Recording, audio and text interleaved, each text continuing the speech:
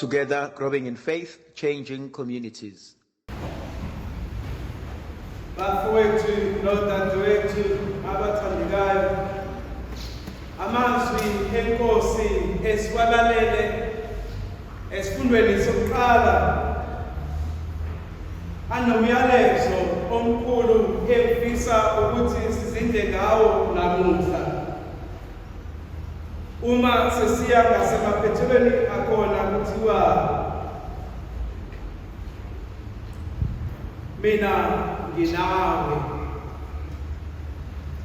Amazwi asho nguNkulunkulu kuJeremiya ethi mina nginawe. Lamazwi abalulekile ngoba ashiwo nguNkulunkulu kumprofethi ambizileyo. Umprofethi oqondayo ukuthi abantu bakubo banjani. Umprofethi oqondayo ukuthi simze abanye abantu balalele, abanye bangalaleli, abanye banokuphenduka, abanye bangaphenduki. Ngakho-ke ukubizwa kwakhe kubuhlungu ngoba uyabazi abantu bakubo ukuthi banjani. Futhi abaziyo ukuthi abantu bakubo abagcini nje ngokungalaleli, kepha bayakwazi nokumbulala okhuluma iqiniso. Uyazi ukuthi umuntu ongumprofethi kaNkulunkulu ubulawa kanjani. Akabulawa kahle. Omunye umprofethi bamsika phakathi nendawo, bamsika ngesaha, bembulala beqeda ngaye. Ngakho kuyaqonda ukuthi ubuprofethi bushoni. Kodwa uNkulunkulu uthi kuyena esembizile, bheka mina nginawe. Ngoba mina nginawe, uma nginawe yiziphi izinto engizawuzenza kuwena. Okokuqala, uzomhola endleleni azoyihamba. Noma kuphi lapho amthuma khona, uzobe engazihambelela yedwa, kepha uzobe emhola. Okwesibili, uzokhuluma lokhu amthume khona.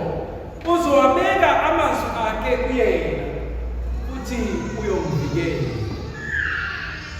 Kwesinye isikhathi uma sizwa amazwi athi mina nginami, kungikhumbuza isikhathi esibenzima kakhulu, ikakhulukazi ngonyaka 2020 emission engangisebenza kuyona. Ngelinye ilanga ngabuka isonto kusukela ngoMsombuluko kuze kuba yisonto ngigcwala. Kwesinye isikhathi nganqwaba kabili ensukwini ezimbili.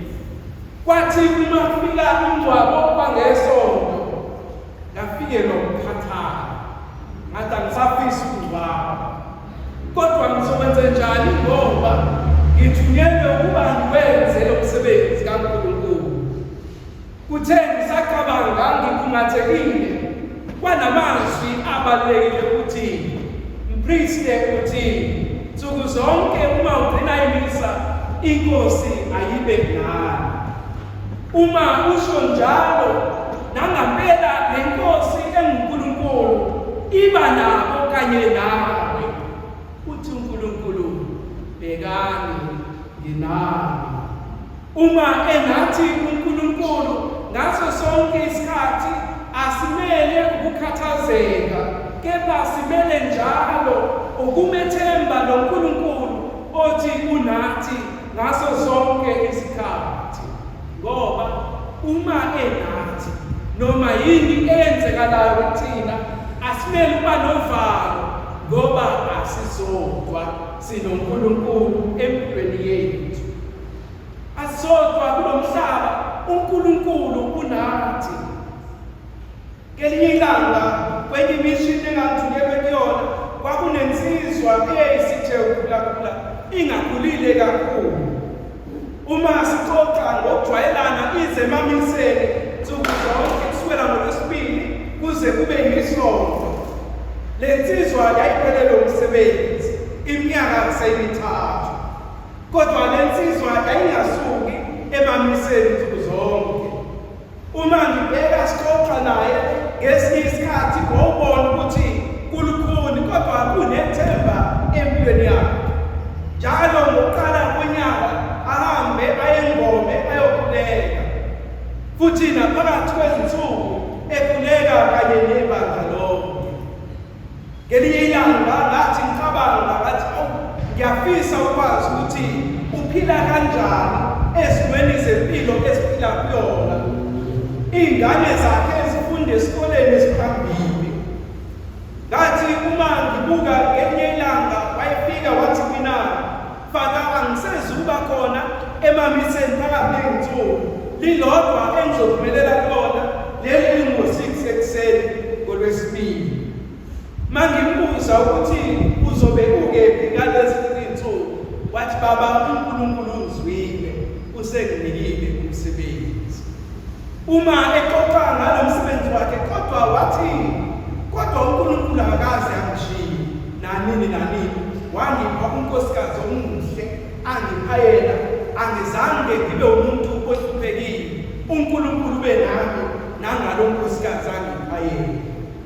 uNkulunkulu unathi zonke izinsuku. Uma sibheka empilweni yethu esikhathini esiphila kusona, akulula ukukhetha noma ukulalela ubizo umuntu uNkulunkulu ambizela kulona. Mhlawumbe nje mayingasume insizwa manje iye kwenye intokazi ithi marry me, obanye bangajabula ukuthi hawu ekugcineni, kodwa abaningi bangangabaza. Angathi ngiyazi ukuthi kwenzakalani engikubonayo ezindabeni nengikuzwayo kubangani nengikubonayo emhlabeni engiphila kuwona, angeke ngithi I do, angeke ngithi ngiyavuma.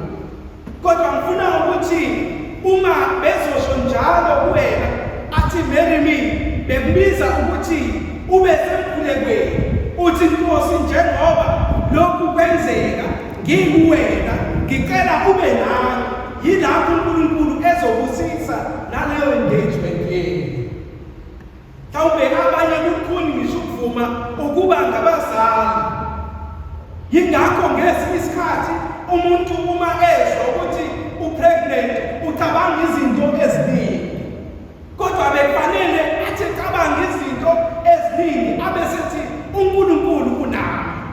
Noma ngabe ngingakabi ready ukukhulelwa ngalesi sikhathi, kodwa ngoba uNkulunkulu nami ngizokumumatha lokhu esengikumumethe, ngiqhubeke ngiye phambili ngoba wena Nkosi unami.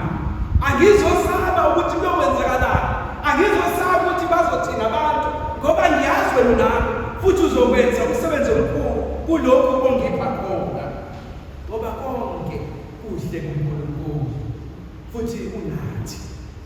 Uma enathi uNkulunkulu kubheka nje evangelini namhlanje, uJesu Kristo uhlangabezana nento enzima futhi uthanda ukuthi uma ebiza abantu bamlandele baqonde ukuthi ubizo lwakhe libiza kuphi.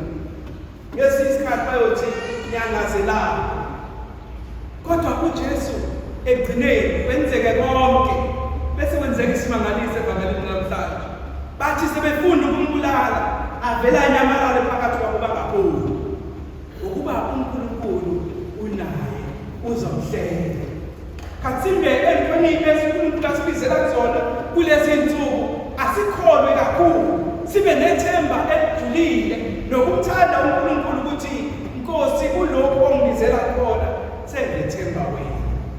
Ingakho noma uthola ipromotion emsebenzini ungabheki abantu osebenza nabo, bheka uNkulunkulu kanye nawe, ngoba uzokwenza kuphelele kwenzeke isimangaliso ngoNkulunkulu okanye nawe. uNkulunkulu okanye nathi, unathi ohambe kwethu. Ngakho-ke masingadangali, ngakho masingasabi, ngakho masinikeze nabanye esiphila kanye nabo leli themba elisha esifumana kuKristu. Yingakho sikunanamuhla emiseleni engcwele asithi Nkosi siqinise ekukholweni, ekuthandeni nasekubekeni impilo yethu yonke kuwena ngoba ukholwa, ukuthemba nokuthanda kuyisipho esikhulu esisifiwe nguNkulunkulu. Sasiphelwa ukuba siphinde siphilise nabanye abaseduzane kwethu. uNkulunkulu unathi. Uma enathi uNkulunkulu, kepha bethi singabi nalo uthando oluyisisekelo zonke izinto, asicele igrasiya ukuba sibe abantu abathandayo. Sithande njengoba uMother Teresa wathi endala, uthande kuze kube buhlungu. Ukuthanda okuyikhona khona, akhona uthanda ngoba kumnandi, ngisho sekubuhlungu. Thanda. Ekuthandeni kwethu siveza uNkulunkulu obuhleli ezimpilweni zethu. Sengathi uNkulunkulu angasipha ukwazi ukuthi nanini abakhe ababongwa uNkulunkulu unabo. Together, growing in faith, changing communities.